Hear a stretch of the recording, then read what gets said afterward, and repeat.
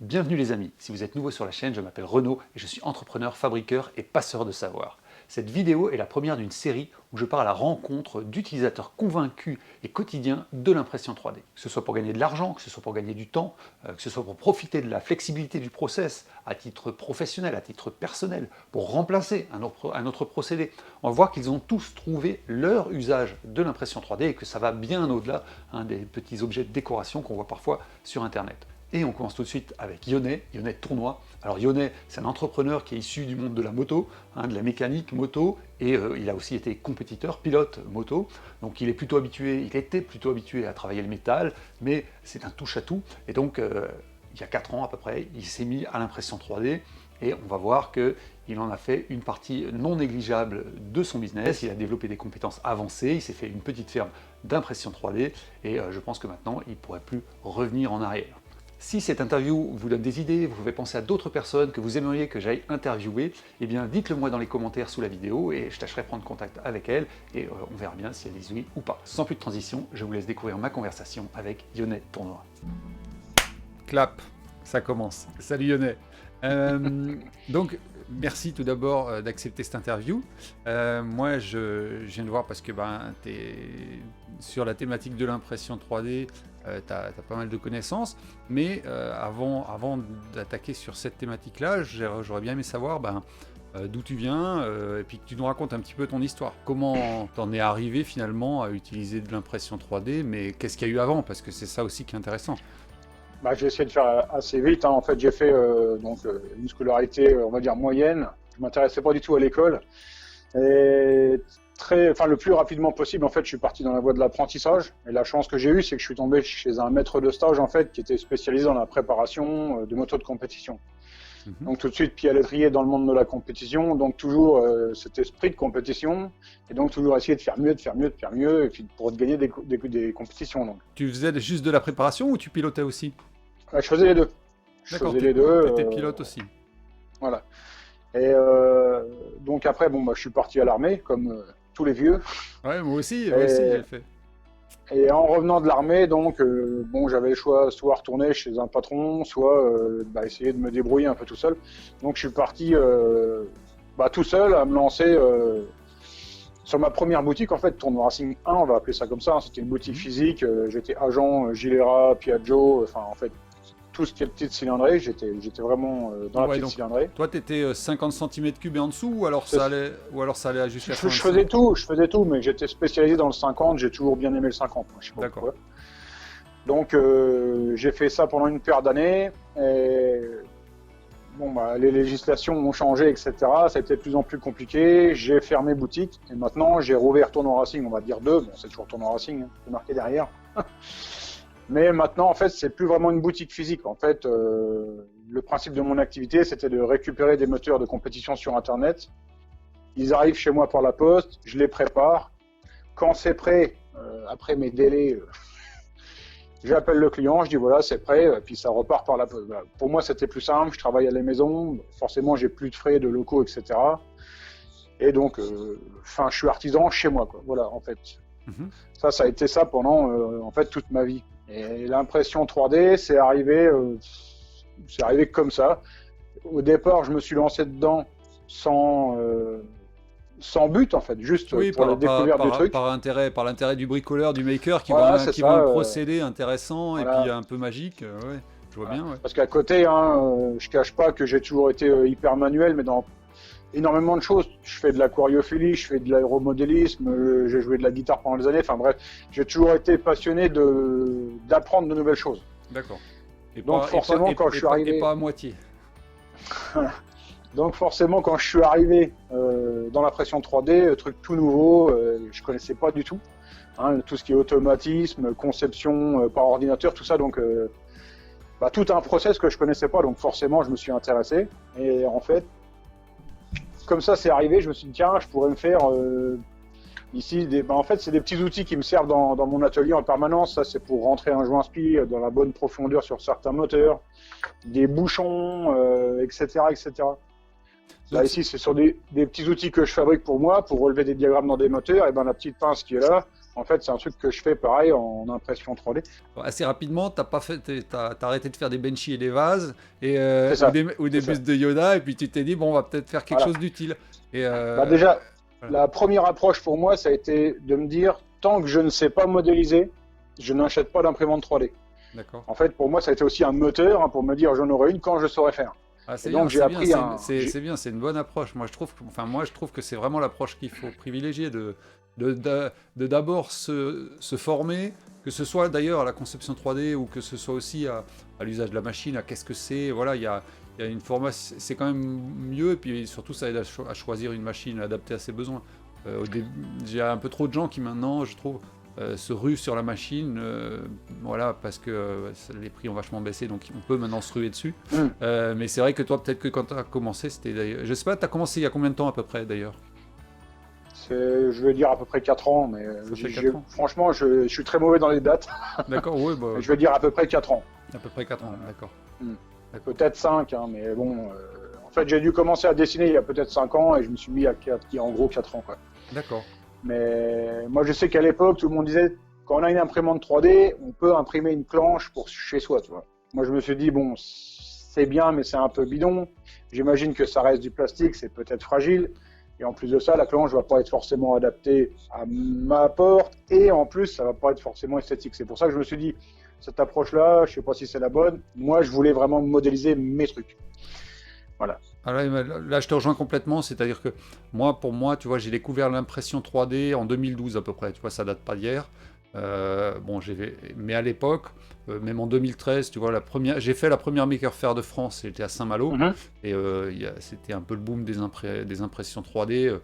Et en fait, le discours qu'on entendait un peu sur les médias, sur Internet, on va dire, c'est grosso modo, vous pouvez faire ce que vous voulez en impression 3D, ça va être demain sur toutes les tables de cuisine. Et moi, je trouvais que c'était un peu... ça me gonflait, franchement, parce que je trouvais que c'était un discours qui était un peu trop simpliste, quoi. C'était un peu prendre les gens pour des buses. Et moi, je suis ingénieur de formation, je vois bien que non, ça reste du plastique, et effectivement, en plus du plastique en strate, avec un problème de finition, avec des temps d'usinage qui sont longs quand même. Tu vois. Donc tu peux pas dire aux gens, on claque des doigts et on a ce que vous voulez. Puis surtout qu'après la démo, ça va être un vase ou un Yoda. Donc il y avait, je trouvais, un espèce de gap comme ça. Et ce gap, au fur et à mesure des années, le discours a vachement évolué. Et maintenant, tu trouves vraiment des trucs sympas en impression 3D. Là, il y a vraiment des choses sympas qui sont faites, même de grandes dimensions, avec par contre des temps d'impression monstrueux, mais n'empêche que on accède à des choses techniques qu'on n'aurait pas pu faire sans ça, à un coût raisonnable, juste en y mettant un peu le temps et en faisant les choses bien, avec la bonne imprimante, en ayant une imprimante fiable, etc. Et puis en maîtrisant le process, quoi. Mais effectivement, je vois bien comment tu as vécu le truc, et puis surtout l'approche que tu as eue de te dire, je vais chercher à faire des pièces qui sont pas forcément sophistiquées, mais par contre... C'est ça, mes premières pièces, c'était vraiment très très basique, voilà. Ça c'est certain. Mais n'empêche que dans ton métier, elles t'ont servi, quoi. Pour moi, j'ai le meilleur exemple, en fait, c'est les premières pièces que j'ai modélisées, parce que forcément, c'est les plus simples. Moi, je vais essayer d'en trouver des propres. En fait, j'en ai tout un tiroir. En fait, c'est ce que moi j'appelle des faux roulements. Ouais. En fait, ça me sert, moi, à monter des vilebrequins dans des cartières de moteurs de mobilette, ou de moto, ou de ce que je veux, mais bon, on va dire des faux roulements, quoi, pour vérifier les usinages. Et donc, par le passé, j'en avais en aluminium. Hein. C'est sûr que c'est simple, c'est durable. Simplement, le jour où j'ai un moteur différent, le cas particulier, c'était compliqué pour moi de retaper dans un lopin d'alu et tout. Ça me prenait une matinée de boulot. Alors que là, pour dessiner ça, je veux dire, c'est très rapide, hein. C'est 2 cires qui sont extrudées. Si jamais, ici, moi, j'ai fait un peu de trucs jolis avec des tournois racines dessus, etc. Mais si vraiment je voulais la pièce pour la faire pour moi vite fait, comme ça, je la dessine le matin, je l'ai sonné et l'après-midi, c'est bon, ça y est, j'ai ma pièce. Je peux d'ores et déjà faire mes petits relevés de diagrammes, de distribution, d'usinage, etc. Oui, et puis donc ça a été mes premières pièces. Oui, et puis t'as pas fait. Après, je me suis forcément confronté à des soucis de dimension de pièces, hein, et qu'il a fallu, ça a été mes premiers travaux, de savoir quand je veux un perçage à 20 ici, enfin à 20 gras, à combien il faut que je fasse sur mon dessin technique pour arriver à la bonne cote, etc. Oui, alors ça a été le cheminement, et c'est là que vraiment on rentre dans la 3D et qu'on se lance, et que c'est ça qui est pour moi intéressant. Voilà, ouais, comprendre le process, comprendre les tolérances d'usinage, être conscient des limites du procédé, et puis de voir si toi, tu as les compétences pour l'adapter, c'est tout.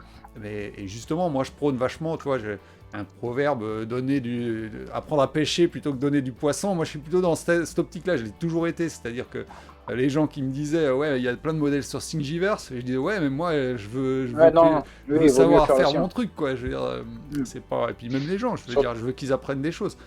Mais c'est surtout que le dessin 3D, c'est dur de s'y mettre un petit peu, mais dès qu'on a compris 2-3 petites choses, après ça s'enchaîne super vite, et après ça déroule. Enfin, pour moi, c'est un apprentissage, j'ai trouvé, qui est assez simple une fois qu'on a assimilé 2-3 faut partir 2-3 bases, quoi. Ouais, faut les bonnes bases, faut la bonne structure de pensée, partir dans les bonnes directions. Après, moi, ce que j'ai constaté quand même beaucoup, c'est que, et là où il faut vraiment être méfiant, c'est que, en tout cas, moi je côtoie pas mal de modélistes, et ils ont des envies totalement démesurées par rapport à leurs compétences. Donc ça, c'est parfois un peu un problème. C'est-à-dire qu'en gros, ils veulent qu'en 2 jours, ils puissent designer un Spitfire, tu vois, avec aile elliptique, volet, train rentrant, enfin, tu vois. Alors j'ai dit, non, là, on est sur des surfaces totalement gauche, ça va être compliqué quand même. Donc, mais bon, en y allant progressivement, on y arrive. C'est juste que ça va demander un peu de temps. On va pas faire un split le premier jour, tu vois. On va commencer par des trucs qui sont un peu moins fun, qui sont un peu moins, qui en jettent moins, mais par contre qui vont construire des bases solides. Donc ça me semble, c'est important, je pense. Ouais, non, mais c'est certain. Et donc pour ton usage d'artisan, on va dire. Ça a commencé à te servir assez rapidement finalement. Oui. Et parce que déjà pour ces fameux faux roulements, je m'en suis fait. Après, j'ai plus la chronologie, mais après je me suis fait des bouchons. J'ai fait des carters, tout simplement, des carters d'allumage de décoration en fait. Parce que aussi dans les compétitions que je faisais à l'époque, là c'est compliqué maintenant avec les périodes Covid, mais on cherchait à alléger un peu partout, et donc je me suis dit, cet élément-là, plutôt qu'il fasse 400 grammes dans le plastique d'origine, moi je les ai remodélisés pour qu'il fasse plus que à peu près 50 grammes sur mes procédés en 3D, donc forcément des gains non négligeables sur des machines de compétition, et des applications où il y en a plein. Après, moi je suis dans mon truc, j'ai trouvé des trucs pour moi. Des applications, il y en a plein d'autres. J'en ai aussi en loisir. Comme je te disais, je fais aussi de l'aéromodélisme. Et là, là j'ai ramené un petit tronçon d'aile. Ça, c'est un tronçon d'aile de planeur. Ça, c'est des trucs, par contre, qui sont tout faits. Ça, c'est des trucs que j'ai achetés. Disons que mais je veux dire, voilà, en loisir, on peut s'en servir. Alors, pour moi, la 3D. Précisons que tu as acheté le fichier. Tu n'as pas acheté la pièce. C'est ça. Oui. J'ai acheté le fichier. C'est ça. Ouais. C'est des trucs que je trouve complets. Dans l'immédiat, j'ai pas forcément le temps de modéliser mes avions. Comme tu disais tout à l'heure, c'est aussi un travail. Oui, donc là, pour m'amuser pour le loisir, je m'achète le fichier, c'est pas cher, c'est entre 10 et 60 euros suivant les modèles. Et puis après, on en imprime autant qu'on veut. Voilà, c'est un passe-temps, une passion. C'est aussi dans mon travail, c'est un peu partout. Moi ici, des trucs tout basiques. Un coup, le gosse, il voulait un support pour poser son sac, ça paraît tout bête, mais pour l'anse de son sac, j'ai fait un espèce de truc dans sa chambre, ça s'accroche dessus. Maintenant, ça fait 3-4 ans que c'est en haut, ça n'a jamais bougé parce que la pièce, je l'ai fait un peu costaud. Voilà, un petit truc tout basique pour servir pour le pio, pour moi, pour madame, ça m'est arrivé de faire quelques objets. Non, je trouve que c'est un bon truc. Par contre, je vais pas dire que c'est tout de suite la révolution, comme on a pu l'entendre à l'époque, il en faut, c'est beau. Non, déjà, il faut savoir qu'il y a des contraintes aussi d'esthétisme.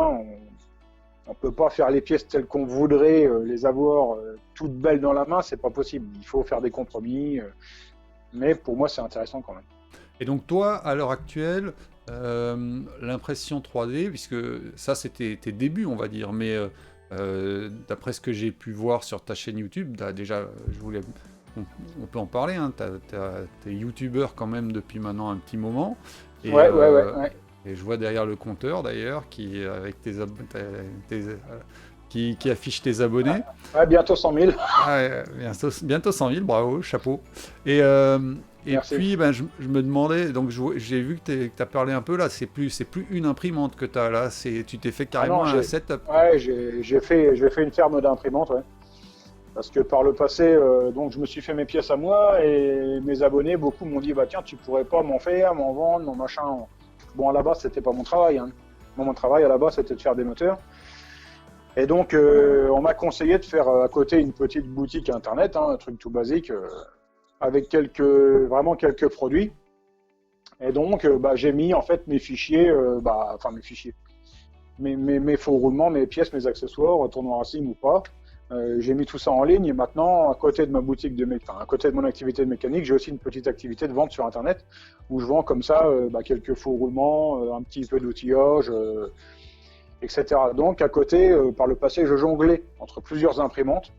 Quand il y avait un mec qui voulait du rouge, il fallait que je mette du filament rouge. Quand un autre voulait du noir, il fallait que je change. Bon.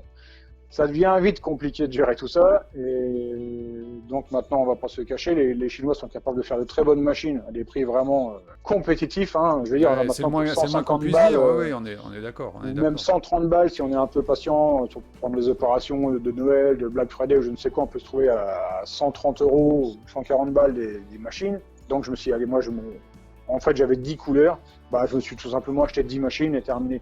Chaque machine a sa bobine de couleur, j'en ai une d'avance pour chaque machine. Et pour moi, c'est beaucoup plus facile et ça roule beaucoup plus vite, quoi. Ouais, je comprends, bien sûr. Donc finalement, t'es ce qu'on appelle un slasher. C'est-à-dire que moi aussi, je suis un slasher.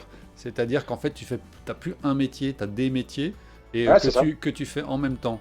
Et c'est un terme que j'avais trouvé dans un journal il y a déjà des années de ça devait être en 2012-2013 et on en entend un peu parfois parler sur le net et je trouve que ça résume bien le truc, c'est-à-dire qu'on est ceci, cela, c'est-à-dire qu'on ne se définit plus par rapport à un métier, une chose, on est plusieurs choses. Hein, moi, je suis formateur, fabricant, inventeur, et parfois je dis je suis aussi père de famille, artisan, parce qu'en fait, tout est quasiment sur le même niveau finalement. C'est ça. En fait, je pense que ça fait comme moi. En fait, tout ce que je fais, sans me rendre compte, un moment où ça va servir, pour moi, tournoi racing. Ouais. C'est vraiment mon truc. En fait, je me suis lancé. Enfin, j'ai toujours bien aimé faire des photos, mais un jour, je m'étais acheté un appareil photo réflexe. Ça m'a servi à faire des photos. Enfin, j'ai appris à faire des photos, les règles des tirs, les règles de composition, les machins. Et les photos m'ont amené après à faire des photos pour tournoi racing. Hein, j'avais été, je vais pas dire que j'étais les premiers à avoir une page Facebook, c'est pas vrai, mais à me dire, tiens, mon activité, je vais la mettre en image sur Facebook, avec une page tournoi racing. Je m'étais fait là-dessus en photo. Et après, c'est pour ça que j'ai dévié, je me suis dit, tiens, je vais faire des vidéos. Et donc, les vidéos, les règles des tirs, tout ça, tu vois, je regarde sur ma ligne de tiers. Voilà. En fait, tout ce que j'ai appris, ça me sert à tournoi racing, quoi. Ouais, je suis un peu trop bas, moi, là, faut que je me remonte à temps. Mais voilà, quoi, tout ça pour dire que tout s'embrique en fait, hein, sans vraiment le calculer. À la base, je suis un passionné, quoi. Quand je fais quelque chose, je le fais de trop. Quand je fais un truc, je suis capable de me mettre dedans pendant un mois, mais je peux plus rien faire d'autre que ça, quoi. Je connais, c'est un gros problème d'ailleurs, c'est de pas être capable d'être multitâche. Moi, je suis en train d'apprendre ça, mais ma femme est incroyable pour ça. Moi, elle me coach, mais moi, j'arrive pas du tout. Moi, quand je suis sur un truc, j'ai du mal à switcher entre plein de choses différentes. Je comprends très bien ton point de vue. Ouais. Pour en revenir un peu à l'impression 3D, tu as une pièce de quelle taille à peu près pour tes imprimantes? En fait, j'ai les deux mêmes pièces. Ici, on est dans la partie atelier, hein, là où on a l'habitude de me voir. Tournoi racing, c'est ici. Donc ici, c'est 38 mètres carrés d'atelier. J'ai essayé de tout regrouper là-dedans. Donc j'ai toutes mes fraiseuses, tournage, banc d'essai, établi, tout ce qui est mécanique, c'est ici. Et de l'autre côté, en fait, j'ai la même pièce.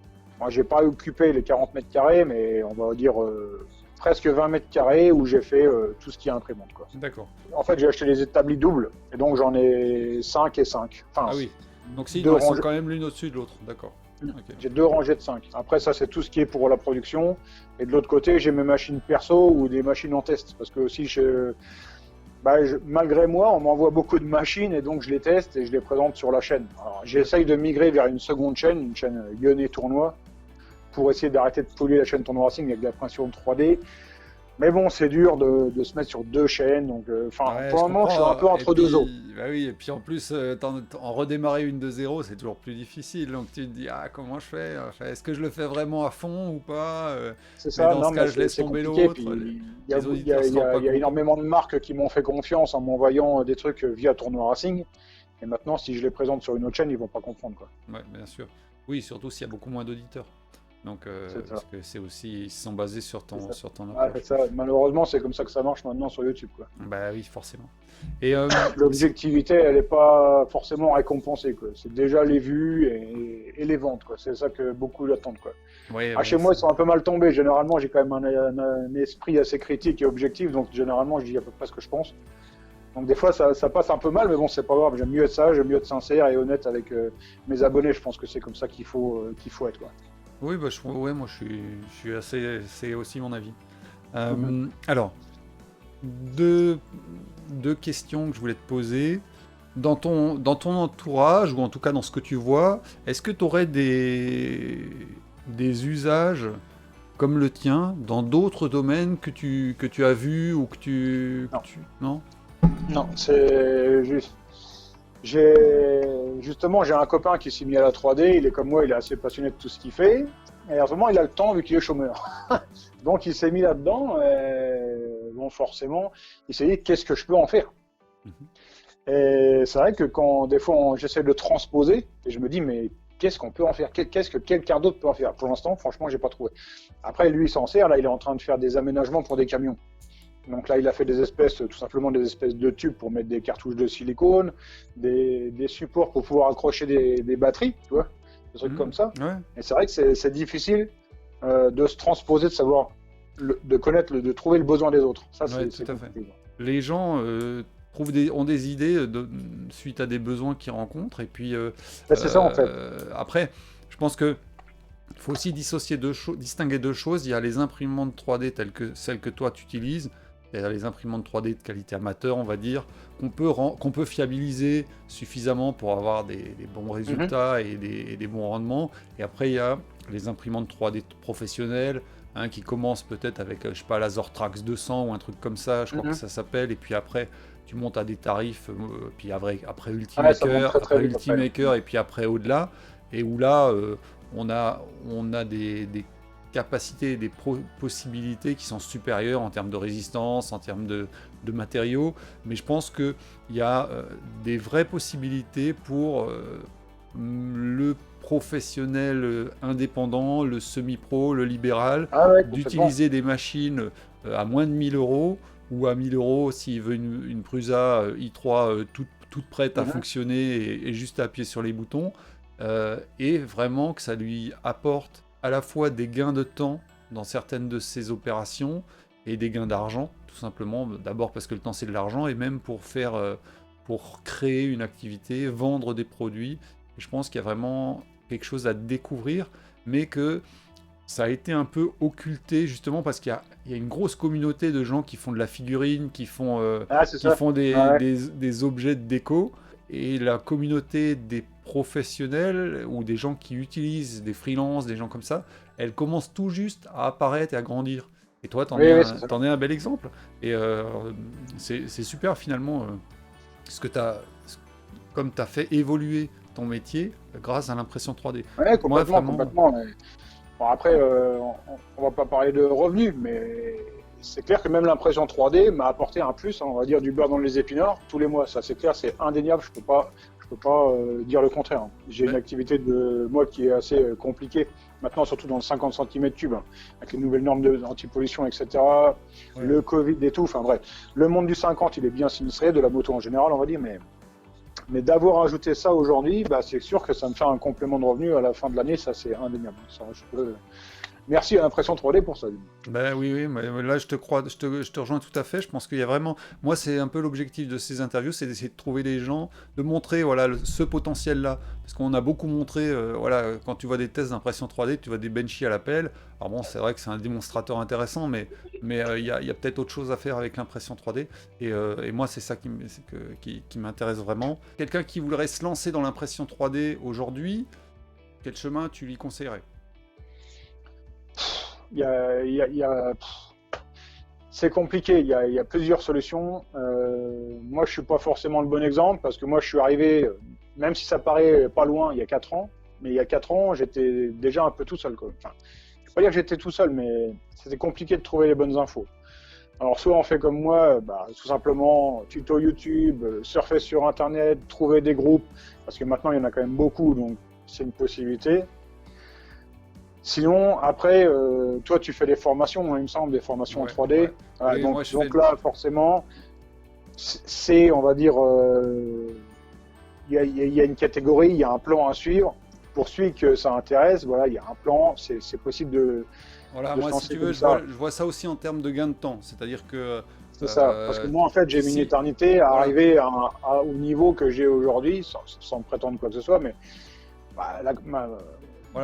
comment dire, vu que je suis un autodidacte, forcément, ça me prend du temps. Ça, c'est sûr que. Je lisais récemment un email d'un type qui s'appelle Ali Abdal, où il disait pourquoi est-ce qu'on s'obstine toujours à vouloir faire les choses soi-même, alors que parfois on a juste besoin de demander autour de soi qui sait les faire. et parfois, mais moi le premier, tu sais que quand j'ai vécu à l'île de la Réunion, j'ai shapé 12 surfs. C'est-à-dire qu'en fait, moi, j'ai voulu apprendre à surfer. Mon premier réflexe, ça n'a pas été d'aller voir une école de surf. Ça n'a pas été d'aller voir un shaper, ça a été de fabriquer ma planche. Et donc, évidemment, j'ai fait une rougne et ça m'a fait perdre 10 ans de pratique. Donc, tu vois ce que je veux dire? Mais ça, c'est débile, quoi. C'est comme celui qui voudrait, comme je me suis lancé dans l'aéromodélisme, j'ai voulu me lancer tout seul, j'ai cassé X avions. Oui, voilà. Le jour où je me suis rapproché d'un club, on m'a filé un avion avec une double radio, on m'a mis en l'air, on m'a dit tu fais ci, tu fais ça, et en 10 vols, ça y est, je savais voler, quoi. Voilà, c'est le même système. Voilà, l'idée c'est ça, c'est-à-dire qu'on peut apprendre tout seul, t'en es l'exemple, effectivement, mais vaut mieux très long, vaut mieux avoir beaucoup de temps. Ça coûte plus cher. Voilà, mais oui, au final, en plus, c'est ça. C'est-à-dire qu'en fait, faut voir la dépense sur le temps. Parce que moi en plus, faut voir la dépense sur le temps et le regret après que tu peux avoir d'avoir perdu tout ce temps. Voilà. Dans l'impression 3D, mon premier regret, je me suis lancé tout seul. J'ai eu la chance un jour d'avoir des étrennes confortables, on va dire. Ma mère m'avait filé un bon billet, la grand-mère aussi. Le coup là, j'avais 2500 balles dans la poche. Je me suis dit, plus je vais acheter une imprimante chère, mieux le résultat sera. Ouais, l'erreur de base. Ouais. Mais j'ai acheté une machine à 2005, je me suis séché complètement. Donc j'avais plus de sous pour acheter du filament, plus rien. Et puis en fait, je me rends compte que la machine, elle est pas meilleure qu'une autre. Tu vois, ça c'est ma Sigma 2 couleurs avec 2 têtes. Une machine un peu spéciale. Ça c'est la première imprimante que je m'étais payée. Ça valait une fortune et si elle est en dessous, c'est pas sans raison, quoi. Moi franchement, c'est pas une machine que j'apprécie énormément. La qualité de print n'est pas très bonne. Et bref, ça me désole un peu d'avoir cette machine ici. Ça a été une des premières erreurs. Donc là, déjà, il y avait 2500 balles de partie. Voilà. Alors qu'après, je me suis racheté une machine chinoise à 400 balles et la machine a fonctionné. Donc, comme quoi. Complètement. Mais tu vois, il y a plein de gens, ils viennent vers moi parce qu'ils veulent choisir leur machine. Alors, bon, je les aiguille un peu, mais c'est vrai que j'ai un module complet là-dessus dans ma formation. Tout simplement parce que faut d'abord définir ton besoin. C'est quoi ton budget? T'es quel type de mec? Est-ce que ton kiff, c'est de faire marcher l'imprimante et après, une fois qu'elle marche, en fait, tu te désintéresses du truc parce que finalement, le challenge, il a été. Il est plus là. Ou alors est-ce que tu veux vraiment faire de la production et puis ou alors est-ce que tu es un peu entre les deux, quoi. Et donc voilà, ça fait, c'est vrai que ça fait partie des choses à définir et moi j'aide les gens là-dedans parce que et je leur fais gagner du temps parce que aussi, et je leur dis surtout, le prix n'est pas un critère de choix pertinent. On peut avoir une imprimante correcte à bas prix, mais c'est pas n'importe laquelle et il faut quand même mettre les doigts dedans. Donc si vous voulez du plug and play, il faudra peut-être payer plus cher et pas aller n'importe où. Finalement, c'est l'expérience de ceux qui en ont un peu bavé qui Après, moi, je viens pas ici pour vendre ta formation, hein, loin de moi. D'ailleurs, je ne l'ai même pas, je ne la connais pas. Donc, non, mais on est d'accord. J'ai regardé ta chaîne. Voilà, par contre, j'ai regardé ta chaîne, j'ai regardé ton approche. On voit que c'est une approche qui est travaillée, documentée, comment dire, les vidéos sont bien tournées. Moi, je trouve que ça, c'est le vrai plus de ta chaîne, c'est ça, c'est que il y a ce qu'il faut dans une vidéo. Enfin, pour moi, c'est. Bah, merci. Enfin, c'est super bien, quoi. Ouais, merci. Après, c'est vrai que c'est des vidéos qui me prennent énormément de temps à faire, donc c'est pour ça que j'en fais un peu moins des comme ça aussi, parce que je vais faire des choses un peu plus légères aussi. Mais après, tu vois, je trouve qu'il y a autant de valeur aussi dans notre conversation là que dans un truc comme ça, parce que ça remet les choses en perspective. En tout cas, moi, j'ai adoré ta chaîne aussi. C'est Tournoi Racing, ta chaîne principale. Tu as une autre chaîne, Lionnet Tournoi. Puis abonnez-vous aux deux chaînes, la mienne. Deux chaînes, ouais. Donc moi, je mets les liens dans la description. Donc moi, j'invite tout le monde à aller voir sa chaîne et puis évidemment à s'abonner à la mienne et à la sienne, hein, parce que finalement, c'est assez complémentaire et il y a des concordances de pensée, je trouve. Donc voilà. Et même si on n'a pas le même style.